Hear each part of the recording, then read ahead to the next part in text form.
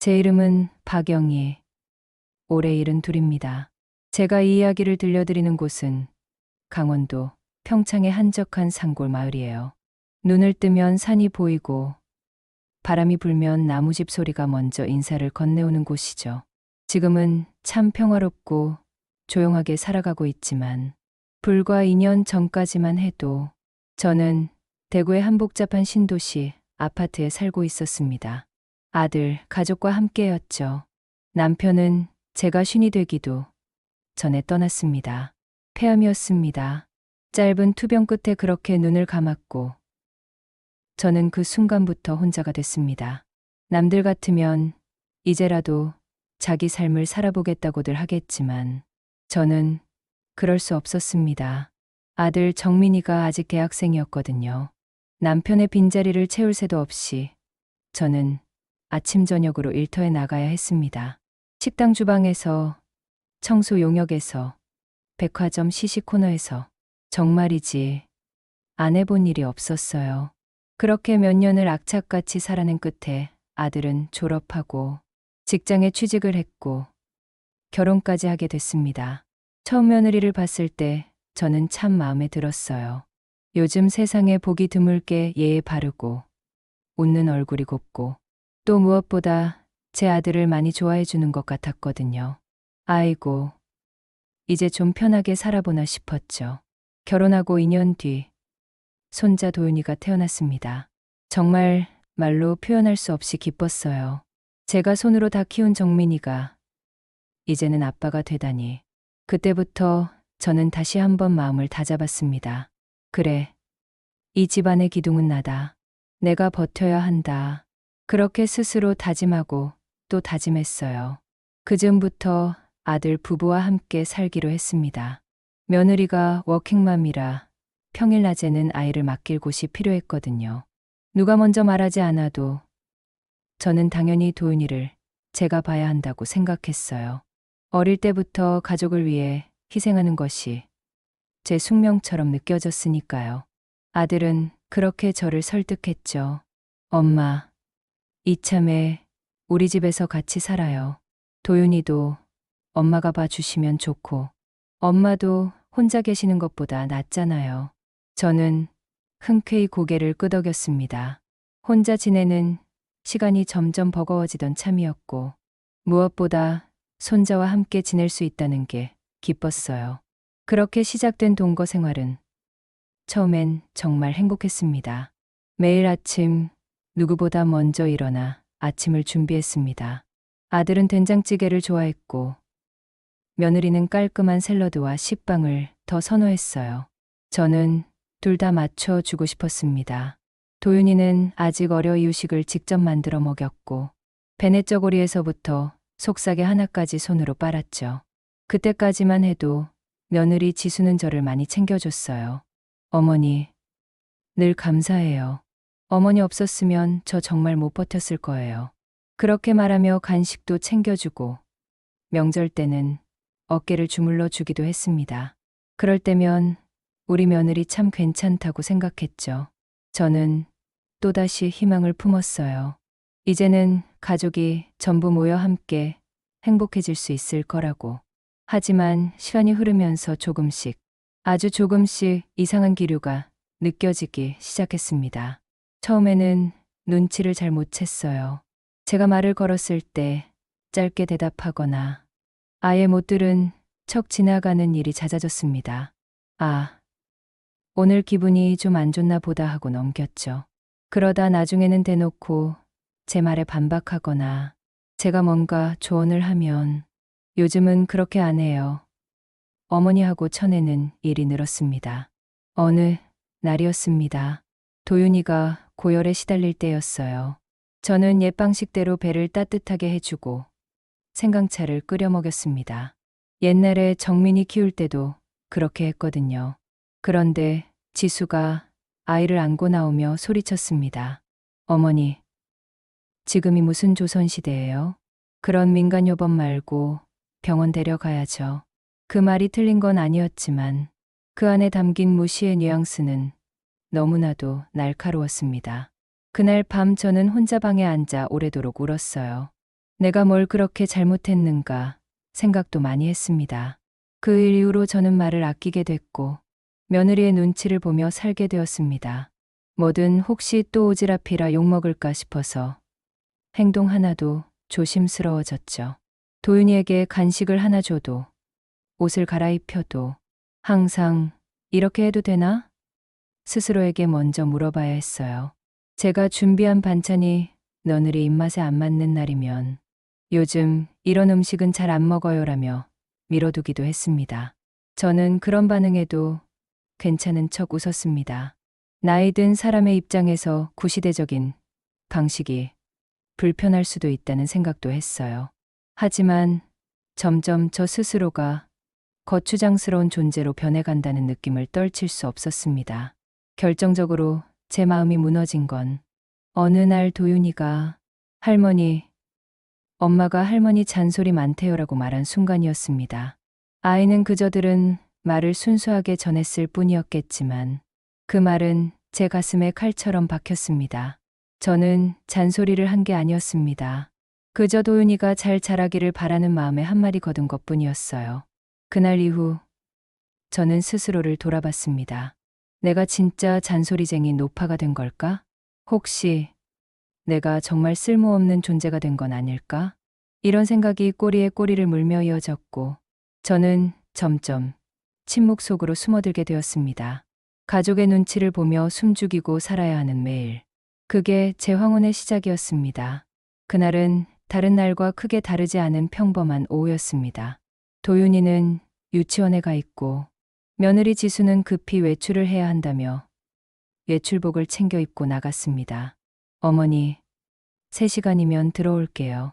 도윤이 간식은 식탁 위에 있어요. 라고 말하며 현관문을 닫았죠. 저는 익숙하게 설거지를 하고 빨래를 돌린 뒤 잠시 소파에 앉아 쉬고 있었습니다. 이상하게도 그날은 피로가 깊이 스며드는 느낌이었습니다. 낮인데도 눈꺼풀이 무거워졌고 손끝이 저릿하게 저려왔죠. 나도 이제 나이가 들었구나 하는 생각이 스쳤습니다.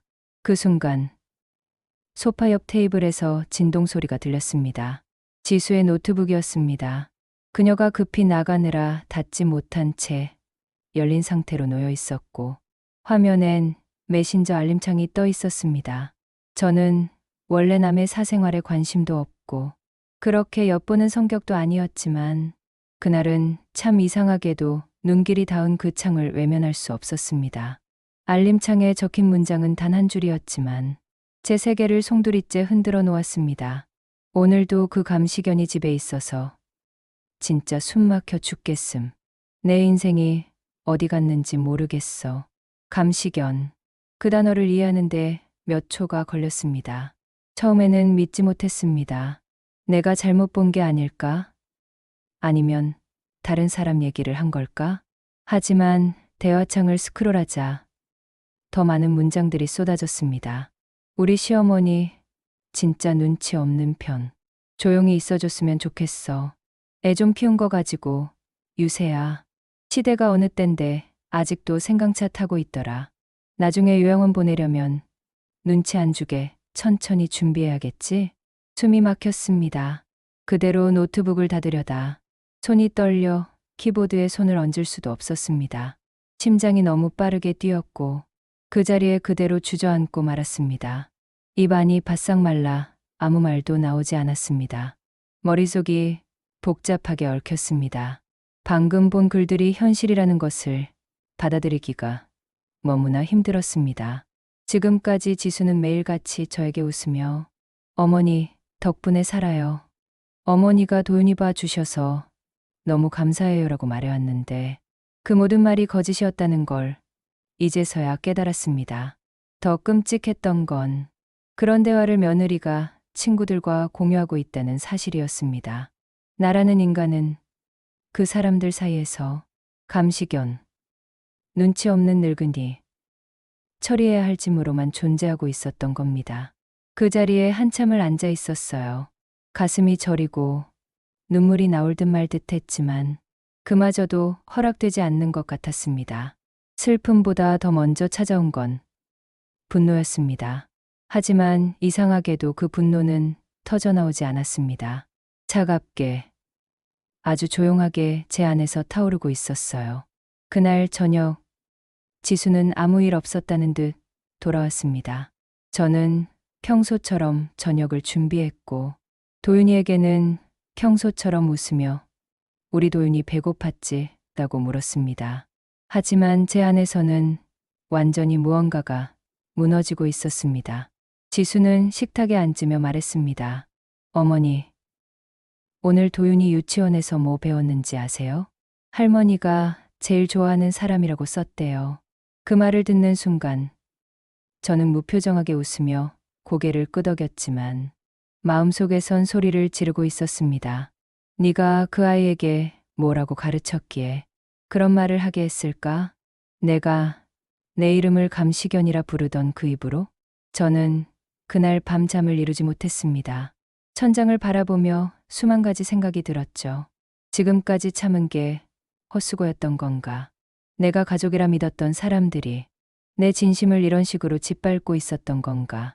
사람 마음이란 게 참 간사해서 그 와중에도 저는 저를 탓했습니다. 내가 너무 간섭했나? 내가 너무 고집스러웠나? 하지만 아무리 생각해봐도 저는 단 한 번도 가족에게 불편함을 주려는 의도로 행동한 적이 없었습니다. 그저 가족이 잘 되길 바랐을 뿐이었어요.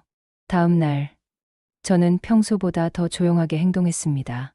아침을 준비하고 도윤이를 유치원에 데려다 주고 청소를 하고 빨래를 정리했습니다. 모든 것이 예전과 같았지만 단 하나, 제 마음속이 달라졌다는 점만 빼고요. 그리고 그날 오후, 저는 거울 앞에 서서 제 모습을 한참 바라봤습니다. 흰머리 사이로 어렴풋이 보이는 젊은 날의 흔적들, 주름진 손, 굽은 어깨, 그것들이 저를 슬프게 하지 않았습니다. 오히려 그렇게 살아낸 제가 대견스러웠어요. 하지만 한 가지는 분명했습니다. 더는 이렇게 살 수는 없다는 것. 나는 사람도 아닌 감시견이 아니고 눈치 없는 늙은이도 아니며 처리해야 할 짐은 더더욱 아닙니다. 나는 박영희이고 누군가의 엄마이자 아내였고 지금은 나 자신으로서 살아야 할 사람입니다. 그날 저녁, 아들이 퇴근하자 저는 조심스럽게 이야기를 꺼냈습니다. 정민아, 엄마가 요즘 좀 힘든 것 같아. 아들은 의외의 반응을 보였습니다. 왜요? 무슨 일 있으셨어요? 저는 곧바로 말하지 않았습니다. 하지만 이렇게 덧붙였죠. 엄마도 이제 좀 혼자 생각할 시간이 필요할 것 같아. 그 말에 정민이는 이상하다는 듯 고개를 기웃했지만 대수롭지 않게 넘겼습니다.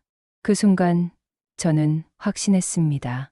이 아이조차 어쩌면 제 안에 담긴 울음을 제대로 들으려 하지 않는다는 걸. 그날 밤 저는 한 문장을 노트에 적었습니다. 이제는 나를 위한 인생을 살아야 할 때다. 그 문장이 제 반전 인생의 첫 문장이 될 줄은 그때는 미처 몰랐습니다. 그날 이후 저는 완전히 달라졌습니다. 겉으론 여전히 평온한 아침을 준비하고 도윤이를 유치원에 데려다 주고 집안을 정리하고 있었지만 마음속엔 이미 정리되지 않은 수많은 감정들이 소용돌이치고 있었습니다. 누구도 눈치채지 못하게 아주 조용하고 아주 차분하게 저는 제 인생을 위한 준비를 시작했습니다. 다시는 무너지고 싶지 않았고 다시는 누군가에게 이름 없는 존재로 남고 싶지 않았습니다. 첫 번째로 한 일은 노트 꺼내기였습니다. 침대 머리맡 서랍 안. 한때는 가족 생일과 도윤이 예방접종 일정을 적어두었던 그 낡은 노트를 꺼내 저는 한 장 한 장을 넘겼습니다. 이제 그 노트는 나를 위한 것이 될 차례였습니다. 처음 쓴 문장은 이랬습니다. 내가 가진 것을 다시 확인한다. 그리고 그 무엇도 남기지 않는다. 누군가에겐 냉정하게 보일지 모릅니다. 하지만 저는 이제야 깨달았습니다. 평생을 남을 위해 살아오며 정작 내 것이 무엇인지조차 모른 채 여기까지 왔다는 사실을요. 저는 서류 정리를 시작했습니다. 가장 먼저 찾은 건 남편이 남긴 보험증서였습니다. 남편이 떠나기 전 어렵사리 남긴 사망보험금.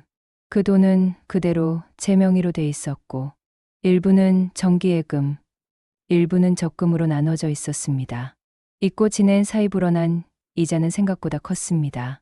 그 다음은 통장 정리였습니다.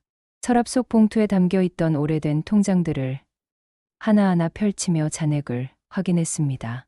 언제 이렇게 모았을까 싶을 만큼 참 많이도 아껴왔더군요. 20년 전 마트 계산대에서 아르바이트하며 하루에 1,000원씩 넣은 적금, 식당 청소하며 받은 월급의 일부를 꾸역꾸역 모은 돈들. 그게 지금 제 자산이 되어 있었습니다. 나는 내가 생각한 것보다 훨씬 강했던 사람이었구나. 그 생각에 잠시 눈시울이 붉어졌습니다. 그날 이후 제 일과엔 새로운 루틴이 생겼습니다. 가족들이 집을 나서고 도윤이가 유치원에 간 평일 오전, 저는 집 안의 물건 하나하나를 정리했습니다.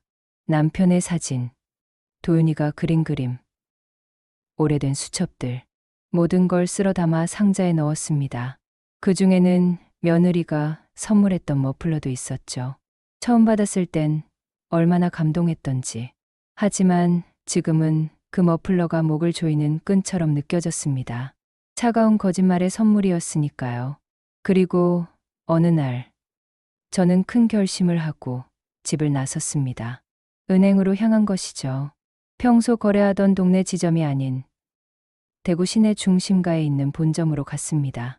혹시라도 아들이나 며느리와 엮인 사람을 마주칠까 걱정되어 일부러 멀고 낯선 곳을 택한 거였습니다. 은행 VIP 상담 창구에서 직원에게 말했습니다. 제 모든 자산을 하나의 계좌로 통합하고 싶어요. 그리고 가족 누구도 이 정보를 알 수 없게끔 처리해 주세요. 상담 직원은 잠시 저를 바라보다 조심스레 물었습니다. 어머님, 혹시 어떤 문제라도 있으신가요? 저는 미소를 지으며 고개를 저었습니다. 아니요. 단지 제 인생을 정리하려는 것뿐이에요. 절차는 생각보다 간단했습니다. 저는 수십 년간의 금융정보를 깔끔히 하나로 묶었습니다. 비밀번호도 바꾸고 인터넷 뱅킹 접근도 제한 설정을 걸었습니다. 그 순간 마치 가슴 한편이 툭 하고 풀리는 느낌이 들었어요. 처음으로 내 손으로 내 삶을 컨트롤하는 기분이었습니다. 집으로 돌아오는 길, 저는 노트를 다시 펼쳐 한 문장을 추가했습니다. 이제 내 돈은 나를 위해 쓰인다. 하지만 자산 정리는 시작에 불과했습니다. 가장 중요한 건 바로 집이었습니다. 지금 살고 있는 이 아파트, 남편이 생전에 미리 명의를 제 앞으로 돌려두었기에 법적으로는 전적으로 제 소유였습니다. 하지만 실상은 달랐죠. 아들과 며느리는 이 집이 가족, 공동 자산인 것처럼 여기고 있었고 은연중에 그걸 전제로 행동해 왔습니다. 저는 부동산을 찾았습니다. 집 근처가 아닌 역시 다른 지역. 낯선 상가 건물 3층에 있는 조그만 부동산 사무실이었어요. 누구도 나를 모르는 곳에서 시작하고 싶었습니다. 사무실에 들어서자 중년의 부동산 사장님이 친절하게 맞아주셨습니다. 저는 조용히 말했습니다. 이 아파트를 팔고 싶습니다. 시세보다 조금 낮게 내놓아도 괜찮아요. 단, 거래는 조용히, 신속하게 진행되었으면 합니다. 사장님은 고개를 갸우뚱하더니 물었습니다. 혹시 가족들하고는 상의하셨어요? 저는 단호하게 대답했습니다. 이 집은 제 단독 명의예요. 상의할 필요는 없습니다. 저는 지금 정신도 멀쩡하고 결단력도 확실합니다. 서류를 확인한 사장님은 마침내 수긍했습니다. 네, 알겠습니다. 요즘 이 지역은 매물이 귀해서 관심 있는 사람 많습니다. 조용히, 확실하게 진행해 드릴게요. 부동산에서 나와 한참을 걸었습니다. 신호등도, 사람들의 표정도, 찬바람조차 제게는 낯설게 느껴졌습니다. 그도 그럴 게 저는 태어나서 한 번도 내 인생을 위해 집을 판다는 선택을 해본 적이 없었거든요. 집에 돌아오니 지수가 주방에서 저녁 준비를 하고 있었습니다. 제가 문을 열자 웃으며 물었습니다. 어머니, 어디 다녀오셨어요? 저는 아무렇지 않게 대답했어요. 병원에 좀 건강검진 받으러. 지수는 고개를 끄덕이며 말했습니다. 어휴, 잘하셨어요. 요즘 깜빡깜빡 하시는 것 같아서 걱정했거든요. 그 말에 저는 순간 안경 너머로 지수의 얼굴을 똑바로 바라봤습니다. 하지만 곧 미소를 지으며 씻으러 방으로 들어갔습니다. 모든 준비는 순조롭게 진행되고 있었습니다. 이제 남은 건 마지막 순간을 어떻게 맞이할지 정하는 일뿐이었습니다. 노트 한 귀퉁이에 조용히 적어둔 계획의 마지막 줄. 떠날 때는 아무 말 없이 떠난다. 돌아오지 않는다. 그 문장을 따라 저는 제 인생의 마지막 장을 새롭게 쓰기 시작한 것입니다. 그날 아침, 저는 평소보다 일찍 눈을 떴습니다. 알람 소리도 없이 자연스럽게 눈이 떠졌습니다. 오늘이 어떤 날인지 제 몸이 먼저 알고 있었던 걸까요? 창문을 열자 서늘한 바람이 가슴을 스쳤습니다. 가을의 끝자락, 낙엽들이 베란다 앞 나무 가지에서 마지막 인사를 하고 있었죠. 그래, 나도 이 집과 이 가족에게 오늘 마지막 인사를 하게 될지도 모르겠구나. 그렇게 중얼이며 저는 부엌으로 향했습니다. 오늘은 특별한 날이었습니다. 마지막 식탁을 차리는 날, 이 집에서의 마지막 식사, 이 가족에게 베푸는 마지막 아침. 무겁지도 슬프지도 않았습니다. 오히려 담담했고 낯설게도 평온했습니다. 냉장고를 열었습니다. 지난주에 사두었던 재료들이 아직 그대로 있더군요. 정민이가 좋아하는 북어포를 꺼내 물에 불리고 지수가 종종 리퀘스트하던 달걀말이도 부드럽게 풀어냈습니다. 도윤이가 좋아하는 미역국엔 소고기를 듬뿍 넣었습니다. 모든 음식 하나하나에 제가 걸어온 세월이 담기는 기분이었어요. 그저 맛있는 한 끼를 차리는 게 아니라 제 인생의 마지막 장면을 연출하는 기분이었습니다. 정민이가 식탁에 앉으며 말했습니다. 와, 오늘은 무슨 날이에요? 음식이 진짜 진수성찬이네. 지수도 뒤따라 앉으며 웃었습니다. 어머니, 오늘 기분 좋아 보이세요. 음식도 너무 정성스러워요. 도윤이는 북어국을 후 불며 말했죠. 할머니 최고. 저는 아무 대꾸도 하지 않고 그저 웃었습니다. 속으로는 생각했습니다. 그래, 오늘은 다 기억해둬라. 너희가 먹는 이 밥, 이 국, 이게 내 마지막 정성이라는 걸. 이제 다시는 내가 너희 밥상을 차리는 일은 없을 테니까. 식사가 끝나고 정민이는 커피를 한 잔 마시며 신문을 봤습니다. 지수는 도윤이를 챙겨 유치원에 보낼 준비를 했고 집안은 평소와 다름없이 평온하게 돌아갔습니다. 하지만 저 혼자만 알고 있었습니다. 이 고요함이 곧 폭풍의 전조라는 것을요. 식탁 위에는 이미 준비해 둔 봉투가 놓여 있었습니다. 부동산 매매 계약서, 계좌 이체 내역, 그리고 전입신고 신청서. 모든 서류의 사인도 도장도 완료된 상태였습니다. 저는 잠시 눈을 감고 속으로 천천히 숫자를 셌습니다. 하나, 둘, 셋. 이제 말할 시간이었습니다. 정민아, 지수야, 식사 잘했니? 제가 말을 꺼내자 두 사람이 동시에 고개를 들었습니다. 엄마, 오늘 음식 진짜 맛있었어요. 어머니, 감사합니다. 오랜만에 제대로 배불리 먹은 것 같아요. 그래, 다행이네. 저는 식탁을 닦으며 천천히 말을 이었습니다. 그런데 오늘 너희한테 꼭 해야 할 말이 있어서. 지수는 숟가락을 내려놓고 약간 긴장한 얼굴로 물었습니다. 무슨 일이세요, 어머니? 저는 앞에 놓여 있던 계약서 봉투를 그들 앞으로 밀었습니다. 이 집 팔았어. 정적이 흘렀습니다. 정민이의 얼굴이 굳어졌고 지수는 말을 잇지 못한 채 입을 열었다 닫았다 반복했습니다. 어머니, 지금 무슨 말씀이세요? 정민이가 물었습니다. 말 그대로야. 이 집 며칠 전에 매매 계약 완료했어. 다음 주 금요일에 이사 나가야 해. 엄마, 왜 그런 중요한 결정을 우리랑 상의도 없이? 왜 상의를 해야 하지? 이 집은 내 명이야. 내 돈으로 산 집이고 내 이름으로 된 재산이야. 지수가 떨리는 목소리로 말했습니다. 어머니, 저희가 뭘 잘못했나요? 저희한테 섭섭한 게 있으세요? 그 말에 저는 웃음이 나올 뻔했습니다. 정말로 자기가 뭘 잘못했는지 모르는 걸까? 아니면 알고도 모르는 척하는 걸까? 그래, 너희는 모를 수도 있겠다. 내 이름이 네 노트북에서 뭐라고 저장돼 있었는지 내가 직접 보지 않았다면 지금도 난 그저 너희에게 고마운 시어머니일 줄 알았겠지. 지수의 얼굴이 하얗게 질렸습니다. 정민이는 그 말을 이해하지 못한 듯 두 사람을 번갈아 쳐다봤고 저는 천천히 아주 차분하게 말했습니다. 네 노트북에서 봤어. 나를 감시견이라고 부르더라.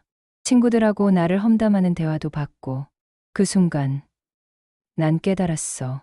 내가 여기서 살아온 모든 세월이 너희한테는 그저 무거운 그림자였다는 걸. 정민이가 지수를 쏘아보며 물었습니다. 지수야, 이게 진짜야? 지수는 결국 고개를 떨궜습니다. 그건 농담이었어요. 그냥 스트레스 받아서 친구들이랑 한 얘기였어요. 스트레스. 그럼 나는 매일 새벽 5시에 일어나 너희 밥상 차리면서 무슨 스트레스를 받았는지 알아? 그저 가족이니까, 도윤이 엄마니까. 그래서 참고 또 참은 거야. 그 순간 도윤이 유치원 가방을 메고 나왔습니다. 할머니, 나 다녀올게. 저는 웃으며 도윤이를 꼭 안았습니다. 그래, 우리 도윤이. 유치원 잘 다녀와. 그리고 항상 웃는 아이가 되렴. 무슨 일이 있어도 스스로를 사랑하는 사람이 되렴. 아이를 보내고 나서 집안엔 다시 침묵이 흘렀습니다. 정민이는 말없이 서류를 넘기고 있었고 지수는 소파에 주저앉아 있었습니다. 엄마, 정말 이대로 떠나시겠다는 거예요? 그래, 나 이제 떠나. 이 집에서도, 이 가족에서도. 이제 내 인생을 살아야겠어. 내가 누군가의 그림자도 도우미도 아닌 사람으로 살아야 할 시간이 온 거야.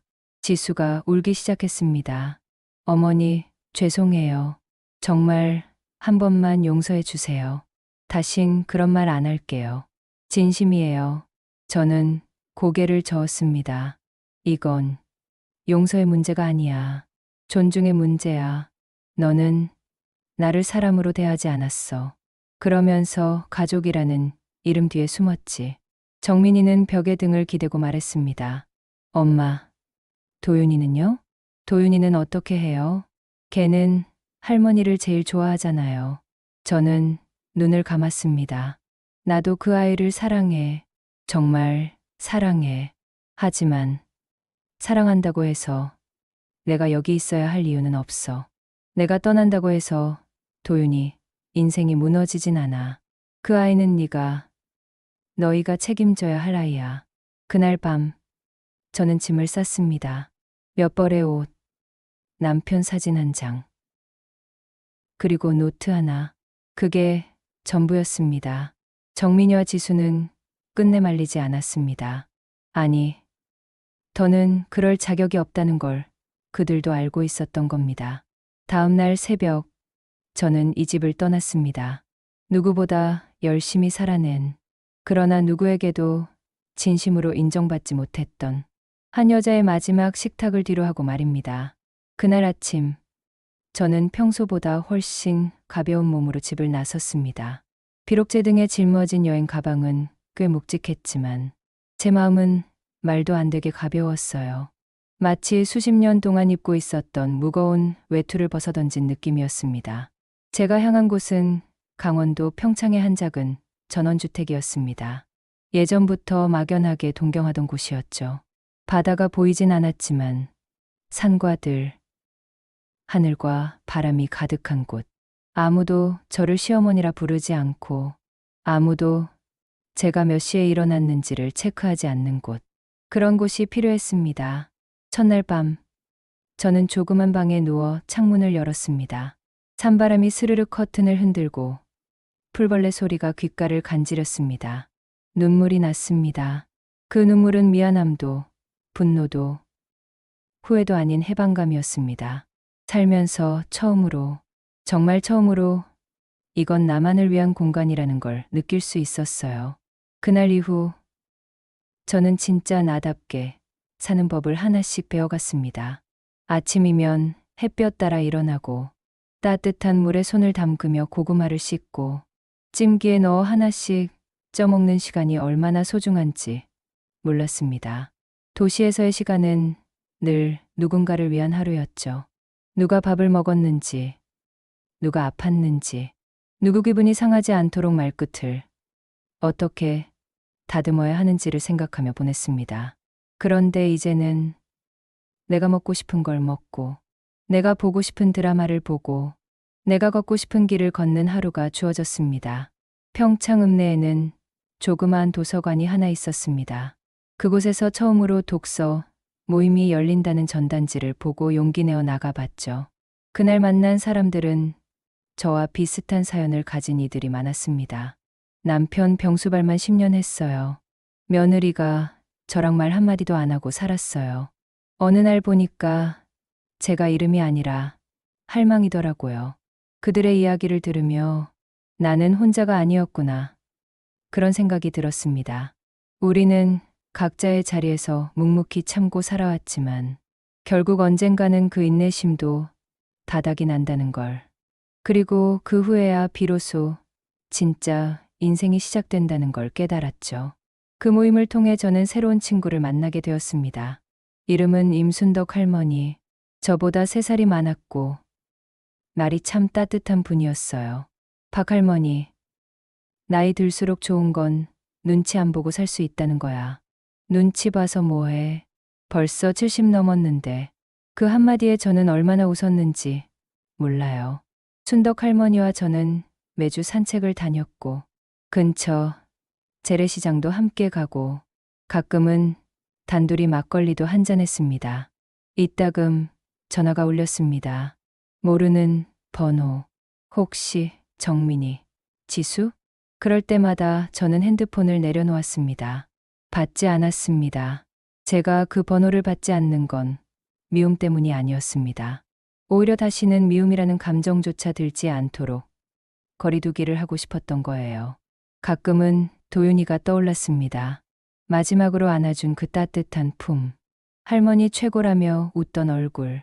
그 아이는 무슨 잘못이 있겠어요. 하지만 도윤이를 보기 위해 또다시 그 집에 돌아가는 일은 하지 않기로 결심했습니다. 내가 거기 있었던 모든 시간은 사랑을 가장한 이용의 시간이었으니까요. 내가 참는 만큼 그들은 더 많이 기대했고 내가 양보하는 만큼 그들은 더 많이 요구했습니다. 한 달쯤 지났을 무렵 동생에게 전화가 왔습니다. 언니, 정민이한테 전화 왔어. 그래? 은주가 다른 사람 만나서 나갔대. 도윤이랑 둘이 살고 있대. 그래, 잘 됐네. 언니, 도윤이가 힘들대. 할머니 보고 싶다고 자꾸 그림 그려. 그 말에 저는 말이 막혔습니다.